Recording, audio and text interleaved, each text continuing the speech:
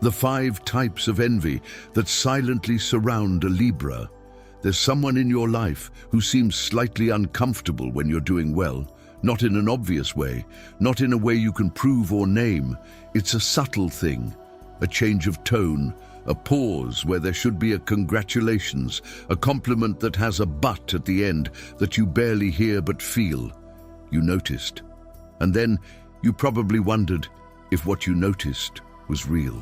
This is a Libra in action, noticing what nobody once noticed and then wondering if they're making it up. This video is about the 5 types of envy that silently exist near a Libra. Not the dramatic, overt envy, the subtle envy, the kind that lives in incomplete praise, in joy that takes time to arrive, in worry that always appears when things are going well. And more than just naming these 5 types, this video will reveal something you may never have truly stopped to examine. Why does the Libra, with all their clarity, choose silence? It's not weakness, it's not naivete, it's a mechanism that was costly and that after today you'll recognize in a way you'll never forget. He is. There are 5 types of envy that circulate around a Libra.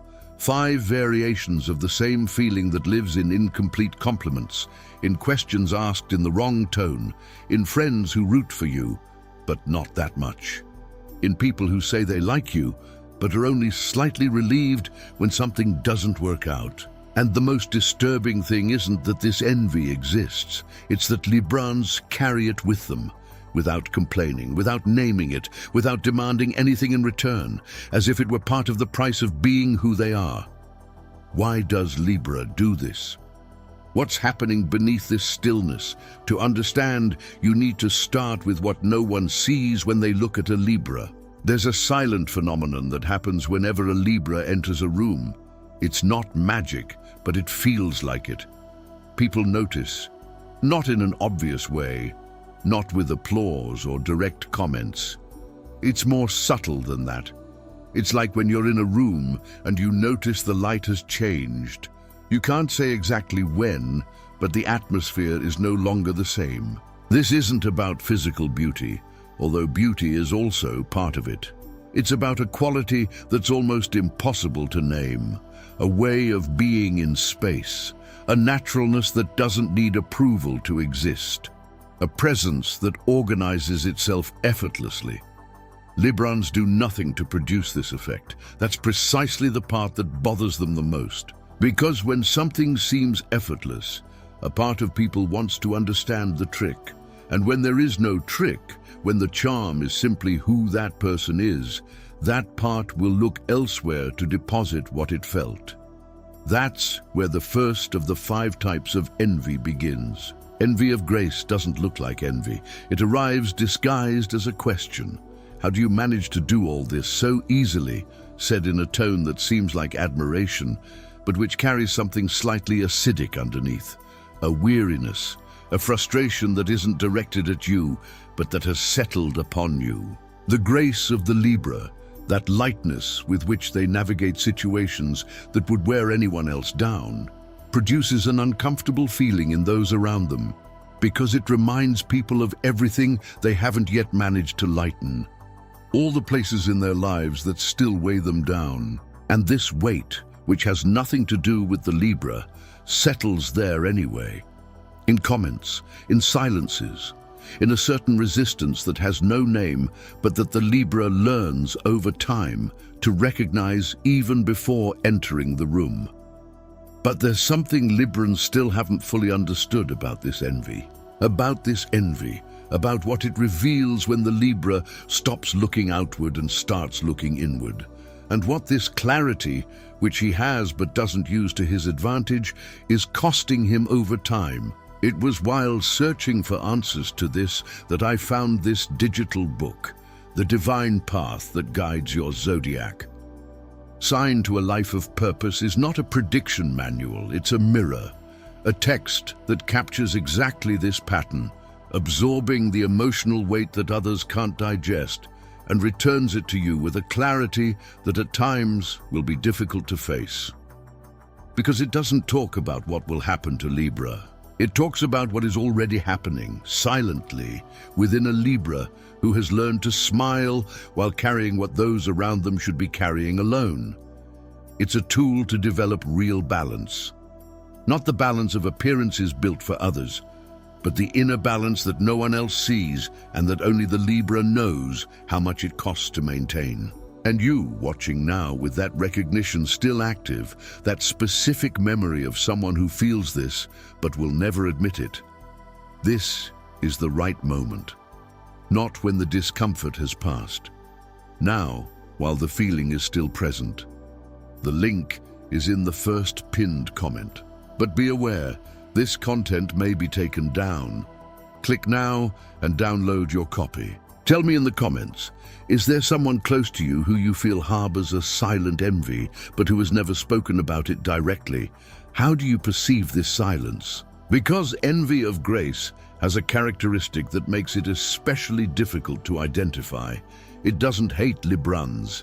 In fact, it often likes them, genuinely. What it can't stand is the contrast. It's the distance between where that person is and where the Libran seems to be, without any apparent effort. That distance hurts in a way that nobody wants to admit. So it transforms into something else, into a compliment with a comma at the end, into a silence where there should be congratulations, into a question phrased in a way that seems careful but carries underneath a sting. And the Libra, who learned to read undertones even before learning to name what they were reading, feels all of this, but smiles, gives thanks, changes the subject. The second type of envy is less about who you are and more about how you live. The beauty a Libra creates around themselves is not accidental. It's the result of a deep aesthetic sensibility, an ability to see harmony where others see only things. Libras organize space in a way that makes sense beyond mere functionality. They choose carefully. They compose without it seeming like they are composing. This generates envy in those who are still trying to discover their own taste, in those who are still seeking that coherence between what they feel inside and what exists on the outside. When they look at the life of a Libra, not just their aesthetic choices, but the way they express themselves, relate to others, and are present, they feel that pang. They can't quite put their finger on it. Maybe they'll say it's fussiness. Maybe they'll say you have the means. Maybe they won't say anything at all. But you notice, in a voice that grew slightly colder after you talked about something you were building, in a look that lasted a second longer than necessary. It's like the neighbor who has flowers in the window even in winter, not because they have more money, but because they have a priceless way of seeing things. And sometimes the people around them can't forgive that way of seeing things. The third type of envy is the most silent of all, because it comes from the person you love most. Librans connect. They have a way of making people feel seen, heard, important. This isn't strategy, it's instinct.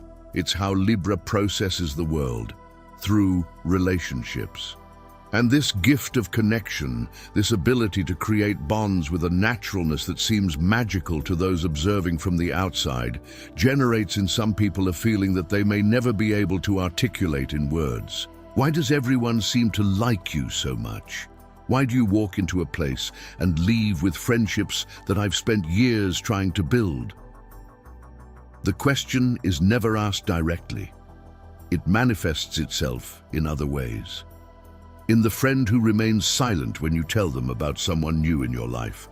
In the family member who reacts to your social success with something that seems like concern, but is something else. In the person who says you're naive for trusting people, when in reality, what they mean is that they can't do what you do.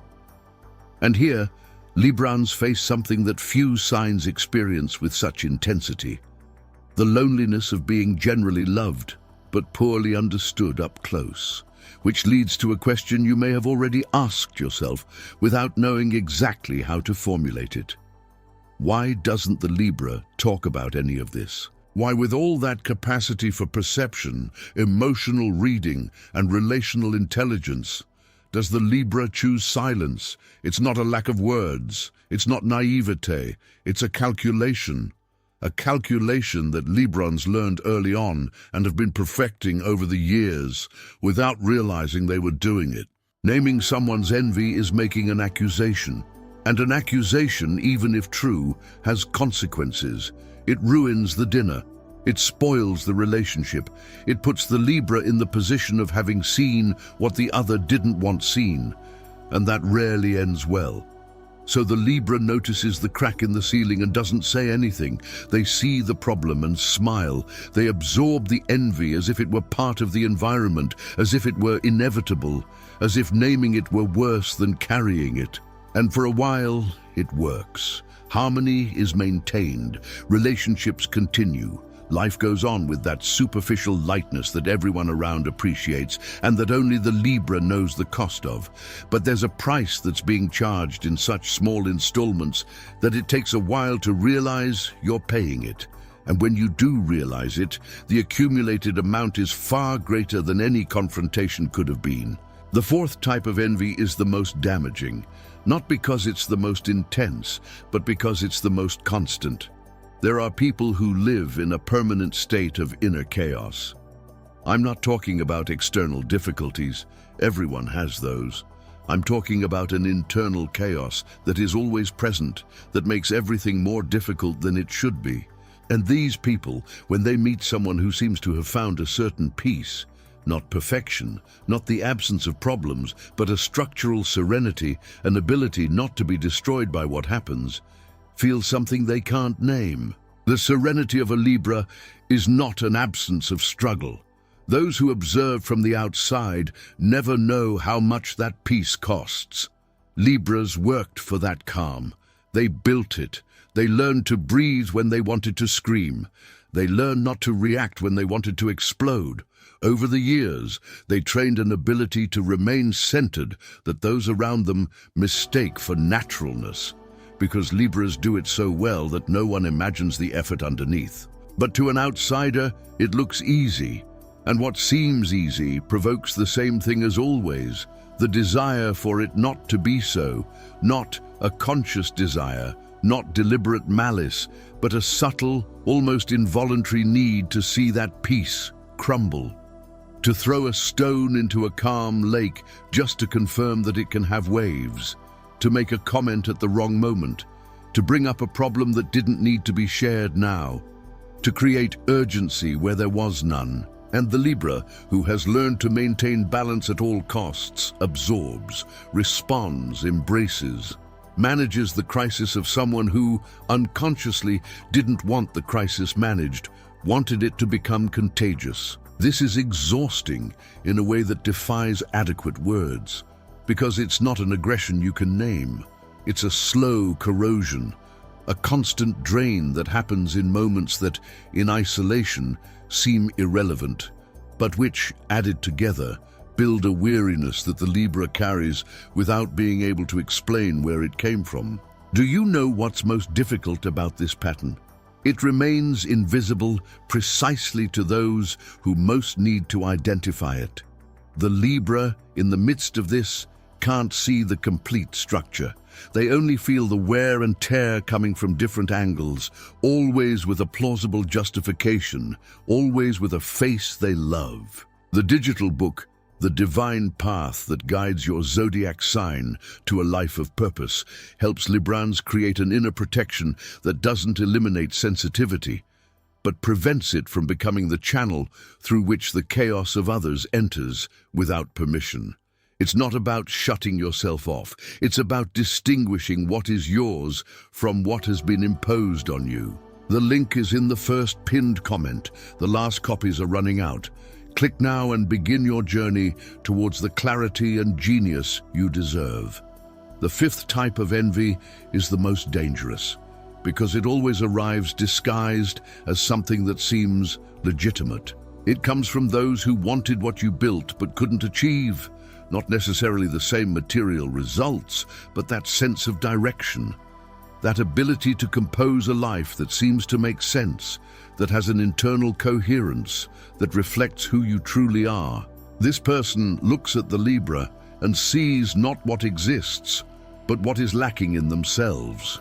And that is unbearable in a very specific way, because you can't directly blame the Libra. There's nothing wrong they've done. They simply were. They simply built.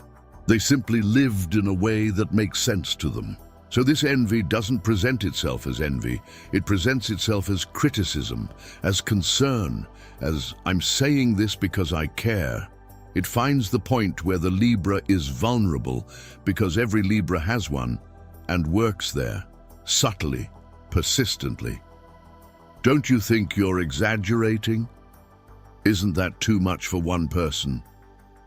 You've always been like this, haven't you? Too complicated. Each of these phrases is a small stone. Alone it weighs nothing. But the Libra, who has someone like that nearby, knows what it's like to wake up with 100 stones in their pocket without remembering picking up any of them. And the Libra's response, almost invariably, is to question themselves. Is it true? Am I exaggerating? Am I just being fussy? Here is the most sophisticated trick of this envy. It uses Libra's sensitivity against him.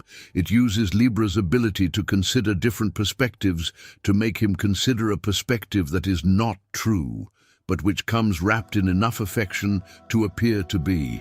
And Librans who prefer harmony to conflict, who prefer questioning themselves to questioning others, sometimes end up diminishing their own size so that the other person feels less small. This is not weakness.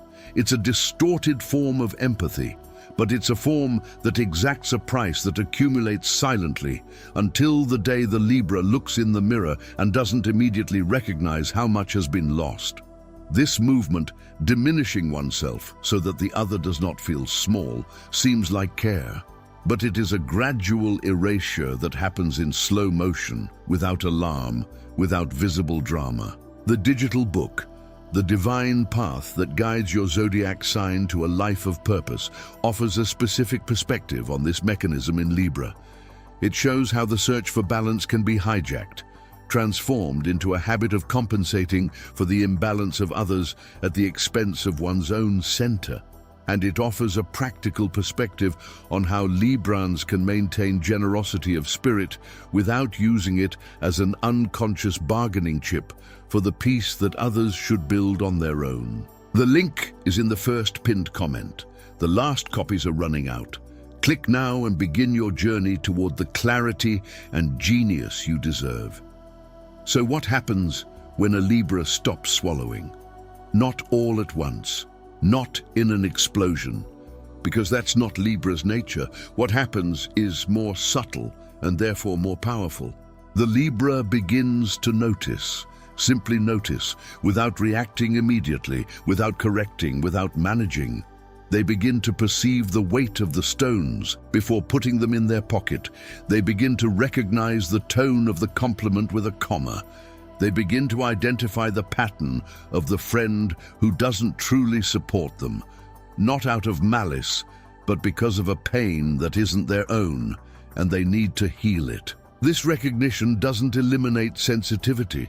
It doesn't transform the Libran into someone who doesn't care. What it does is create, for the first time, a distinction between what is felt and what is true, between what comes from the outside and what truly belongs to the Libran to carry. It's like finally reading the menu carefully, without checking what others will order, without adjusting your own taste to make the table feel balanced, just choosing what makes sense to you, what nourishes who you truly are. And here's where something interesting happens. When the Libra stops absorbing, some relationships change. Some people around them become uncomfortable because they were used to a certain Libra, the one who softens, who accepts without questioning, who makes easier the burden they didn't want to examine. This discomfort is not a sign that the Libra was wrong. It's a sign that they were right. Because true harmony, not the kind built at the cost of self-effacement, but the harmony that arises from an honest and centered presence, generates a kind of initial friction. People need to learn a new way of relating to a Libra who is truly present, not just conveniently present. Some will learn, And these relationships will become something more genuine, deeper, more real. Others won't. And that's also an important piece of information, perhaps the most important thing Librans needed to receive a long time ago. The Libra, who has silently overcome 5 types of envy, possesses a capacity that very few people have. To see clearly, to feel deeply, and yet maintain a certain elegance, a certain grace. Not the grace that others envy, but a more particular, more genuine grace. The grace of someone who knows their own worth and has chosen not to let the worth of others determine their size. This isn't a gift that appears out of nowhere. It's the result of years of living in a way that demands much more than it seems. And it's also the beginning of a freedom whose value only those who have carried too much burden understand. There's an image that lives in my head when I think of Libra, an archer. He spends years learning how to draw the bow, to feel the weight of the arrow, to gauge the distance, the wind, the angle. And the most important thing he learns, the lesson that separates the good archer from the extraordinary archer, is not about strength. It's about the moment to release, not before, not after. At the exact moment when everything is aligned, he releases it, and the arrow flies. The Libra, who has learned to recognize the 5 envies, who has stopped absorbing what is not theirs, who has found the difference between real harmony and apparent harmony. This Libra is no less sensitive, no less kind, no less themselves. He is more present, more genuine, more capable of creating connections that nurture instead of draining, more capable of doing what it has always done well, bringing beauty, balance, and grace from a place that doesn't demand more than it has to give. Libra's silence hasn't ended, but its nature has changed. Before, it was the silence of those who swallowed their pride, of those who understood and pretended not to understand so that the tables wouldn't turn, of those who lowered their own voices so that others could sound louder. Now, there is the silence of those who know, of those who see and choose, of those who perceive the stone before putting it in their pocket and, with an inner calm, simply decide not to. And this no, silent, elegant, without drama, is perhaps the most Libran thing there is, because Libra never needed noise to be powerful. It only needed enough clarity to know when silence is surrender and when it is sovereignty. Now, he knows the difference. And that, finally, is true balance.